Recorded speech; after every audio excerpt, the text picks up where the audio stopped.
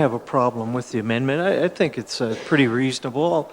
It doesn't have to be an amendment. I'll take that as a friendly amendment and incorporate that into my motion. So no need for it. I think it's a good idea. I'd like to hear idea. from the mayor first, Councillor, and Sure. if he has a problem, then we would still have to deal with it more formally. But Mayor Luke, to the proposed amendment? Mr. Chair, if you say I've got a problem, I got a problem. I don't support the amendment. This is an advisory committee of council. We have many of them. Do we appoint people for a 2-year period and tell them we're going to review? I don't know. What are we afraid of here? Were we afraid of appointing 3 good citizens to sit and read over the applications before we get it and say yes, no? That's really what we're looking at. So I don't know. I think we're making this too complicated. I have no problem for the next 2 years putting this committee together, and they're an advisory committee to council. We have many of them.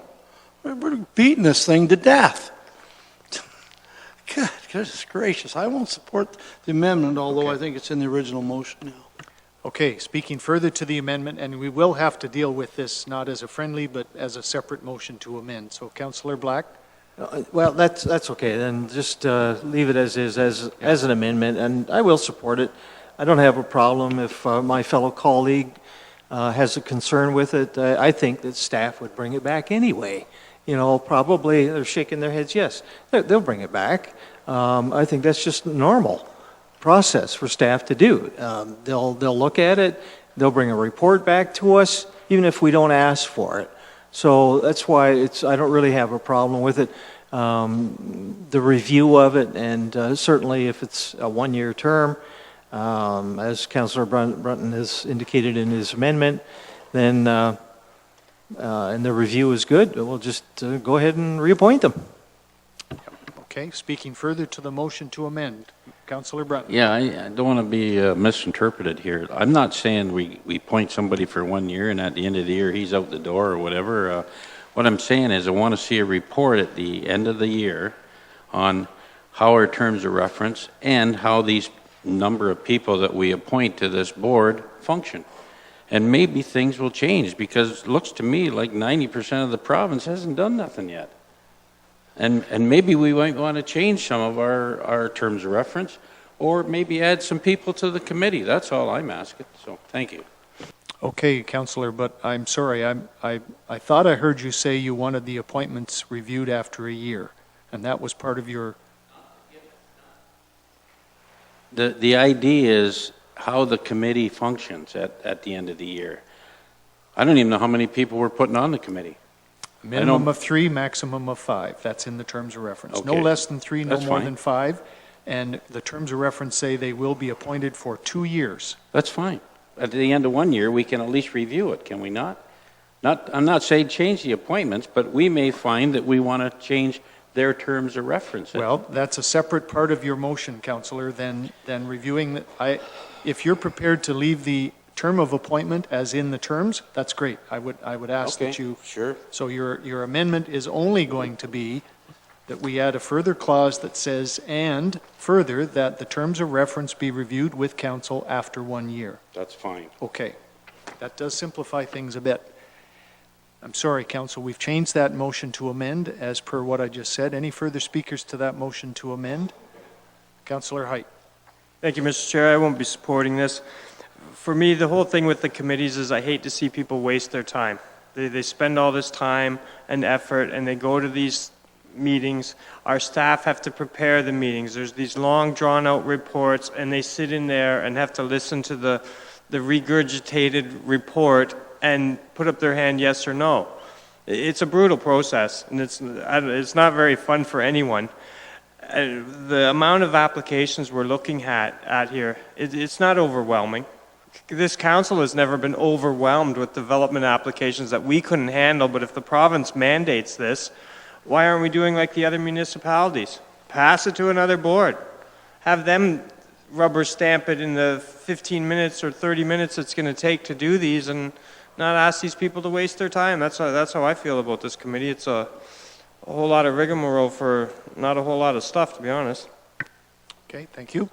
All right, we do have a motion to amend, moved by Councillor Brunton, that The amendment would be to add a further clause that says, "And further, that the terms of reference for the Planning Advisory Committee be reviewed by council after 1 year." I'm going to call the question. Those in favor of that amendment? I see 4. Those opposed? I see 4. I'm going to vote in favor of the amendment so that there will be a mandatory review of the terms of reference after 1 year as per the motion. So now we'll go to the main motion as amended. You did hear me read it before. I don't think I need to read it again unless someone wants to have it read again with the addition of the amendment that we just passed. Okay? Those in favor of that motion as amended? I see 1, 2, 3, 4, 5. Those opposed? That motion does carry.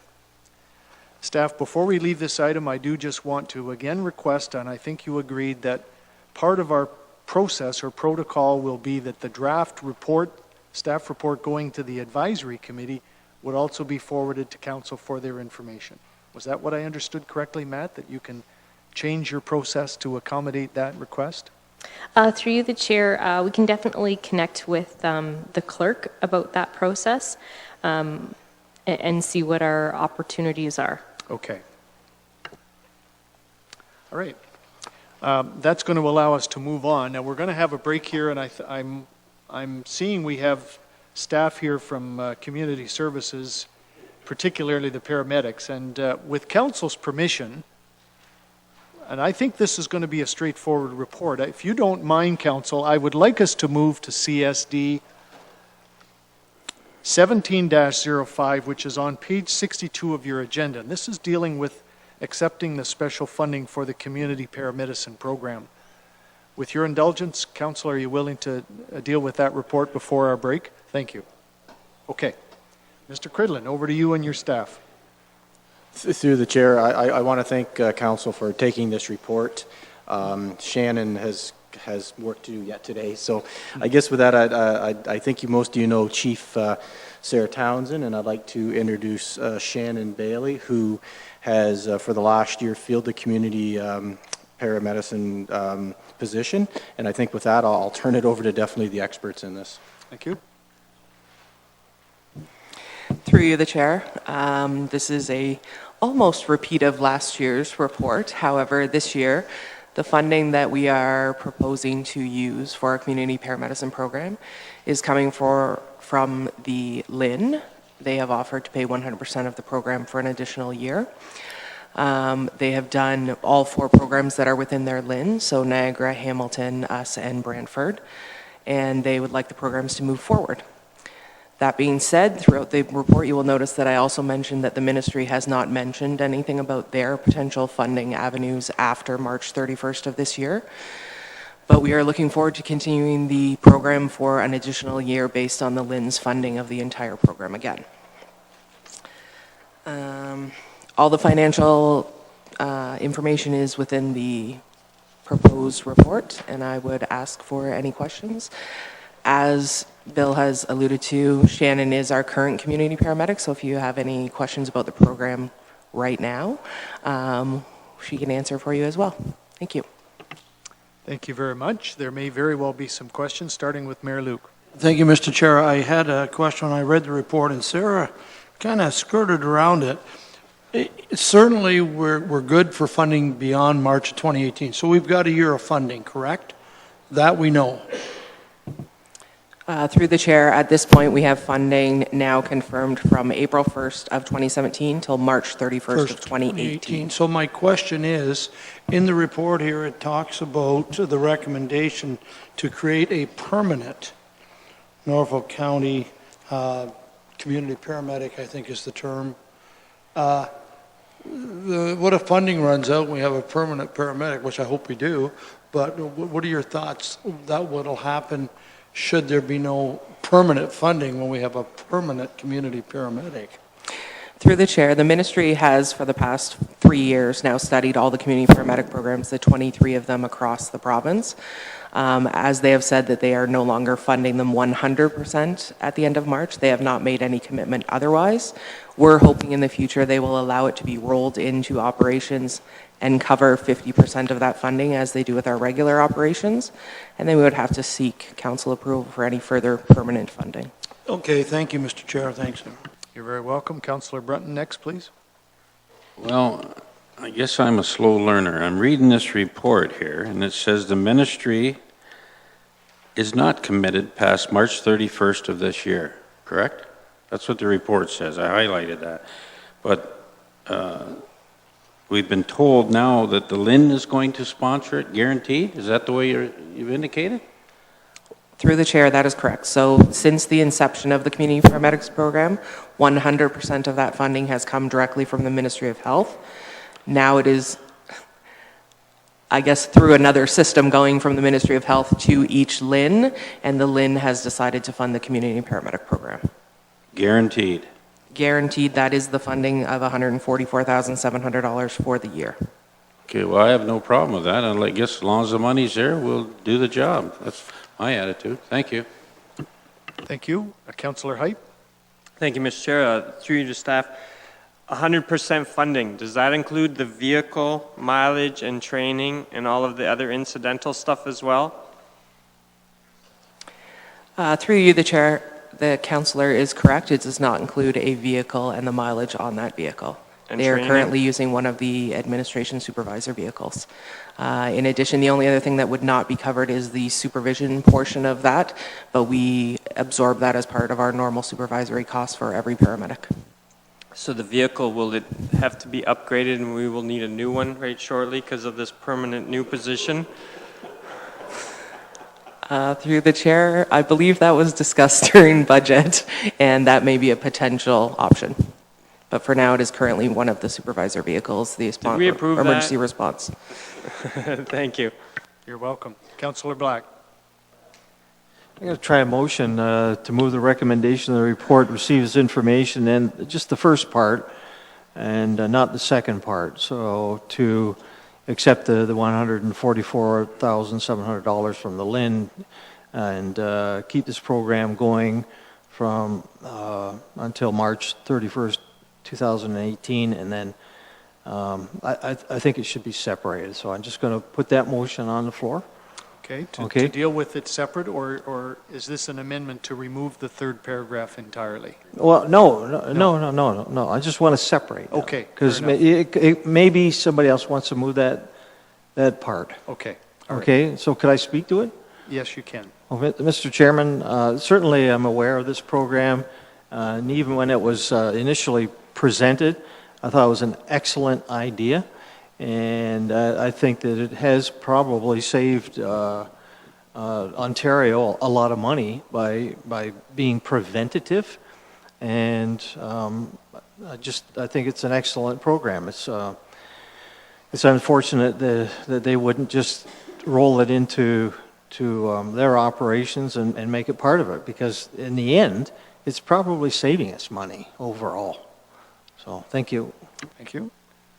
Any further speakers? And I do have one question I'm going to ask of staff myself. No further speakers, and we will be dealing with this motion in two separate parts. My question, and it may be more appropriate to Shannon, and thank you, Shannon, for performing these duties over the past 12 months. At the bottom of page 62, it talks about the discussion analysis across the province, an overall decrease of 16 to 24% in the volume of 911 calls from patients enrolled in this program has been consistently shown in the past 3 years. What are our Norfolk County statistics in comparison with the provincial ones? I think we've talked about asking to track our stats locally, and are you able to tell us how much of a reduction in 911 calls we've achieved with the program to date? Through the chair, we have been tracking, we do have a quite robust ministry reporting tool that we use to track all the patients that are within the community paramedic program. And while it tracks their visitations to ER. It is very difficult to track the admission rates and readmission rates because of PHIPAA. We're not, as much as we are in the circle of care for that patient, we don't get that information from the hospital. They don't release it to us. So we are working on tracking the way that we have looked at their 911 visits, so how many times they've called an ambulance or for ambulance service in the past versus now that they're in the program, and that has decreased by about 20 to 25% with all the people in our program. Okay, so 20 to 25% for us, which is a bit better even than the provincial average from the looks of it. Correct. Okay, thank you very much. So we're going to deal with this motion in two parts. Councillor Black, I think you're moving the first two paragraphs, are you? Yes. Okay, thank you. Councillor Black has moved that staff report CSD 17-05, community paramedicine continuation, be received as information, and that staff be authorized to continue the Norfolk County EMS community paramedicine program currently in place until March 31st, 2018, with funding received from the LIN in the amount of $144,700. I will call the question. Those in favor of this motion? I see no one opposed to it. Is there someone that's prepared to move paragraph number 3? Councillor Black? Well, not exactly the way it is. I was just wondered if I could change it to say, and for the Norfolk County Council, forward the program to create a permanent Norfolk County EMS community paramedic program to the 2018 budget session, operating budget session. Yes, you could certainly do that. That's in order. So would you mind giving us that wording one more time? Okay, it would say, or that Norfolk County Council forward the program Okay. to create a permanent Norfolk County EMS community paramedic medicine program Okay. to the 2018 budget. All right. I'm just going to ask that we add one So, word, that forward. we forward consideration of the EMS program to 2018 budget. Okay?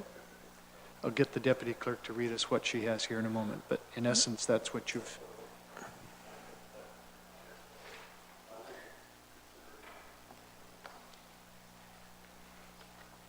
Okay, Madam Deputy Clerk.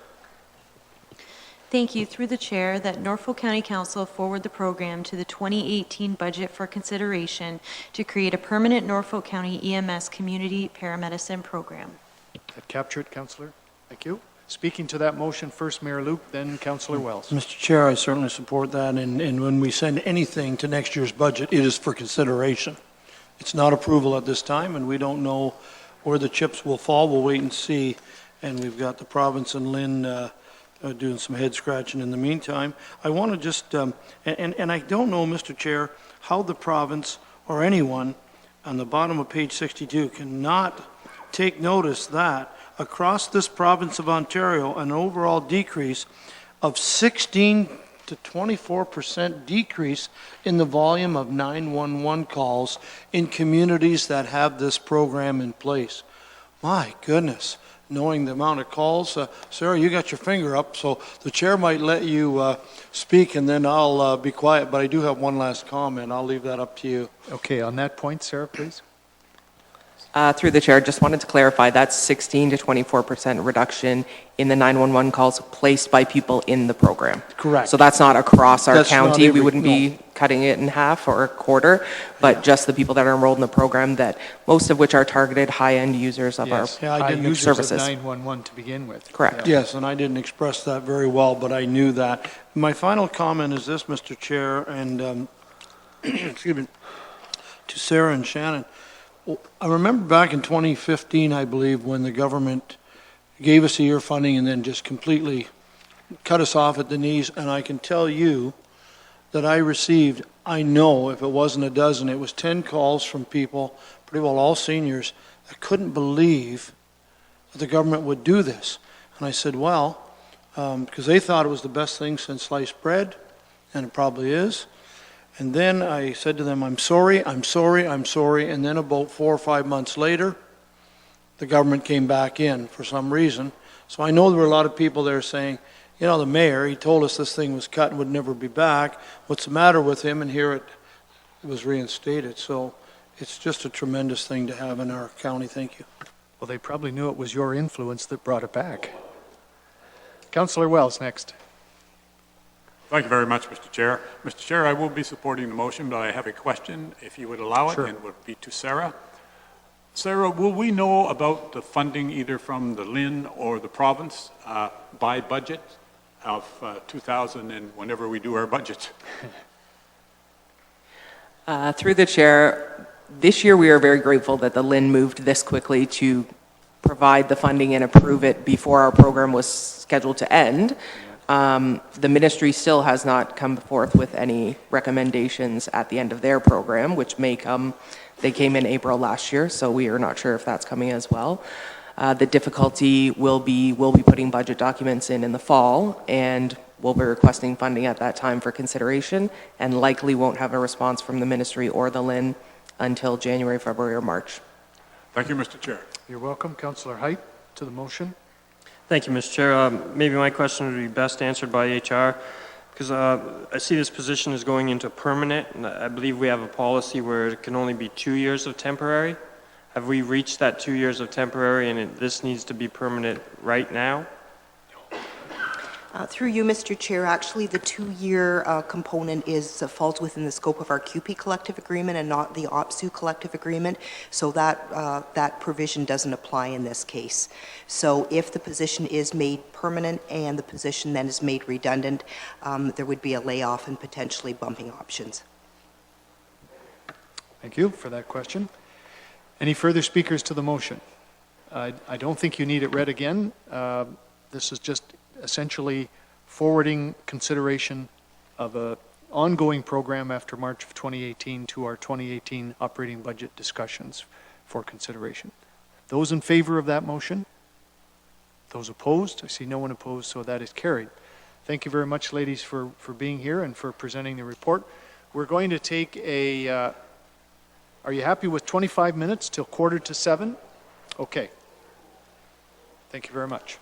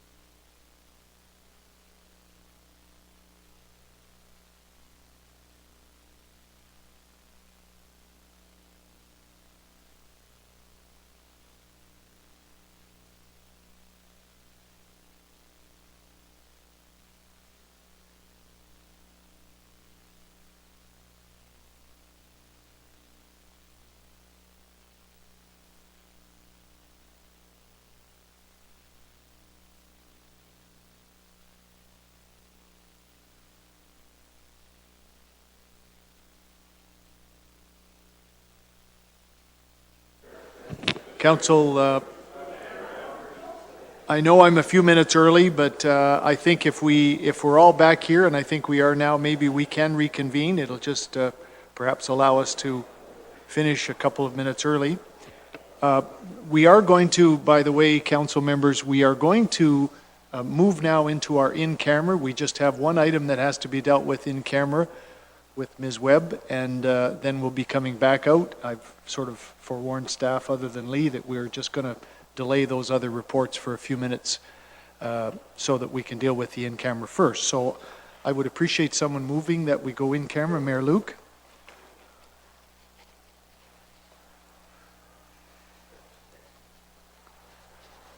Mayor Luke has moved that committee convene in closed session at 6:40 p.m. to discuss one matter pursuant to Section 239 of the Municipal Act 2001, as the subject pertains to personal matters regarding identifiable individuals, including employees of the municipality or local board. Those in favor?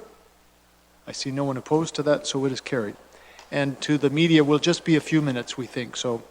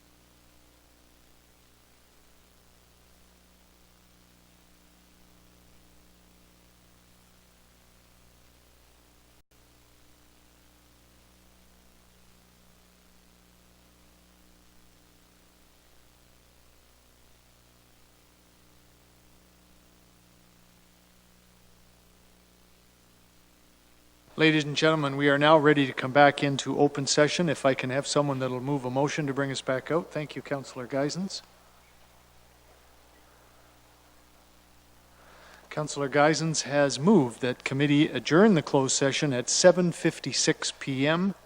Make that 6:56 p.m. and reconvenes in open session. Those in favor? I see no one opposed to that, so it is carried.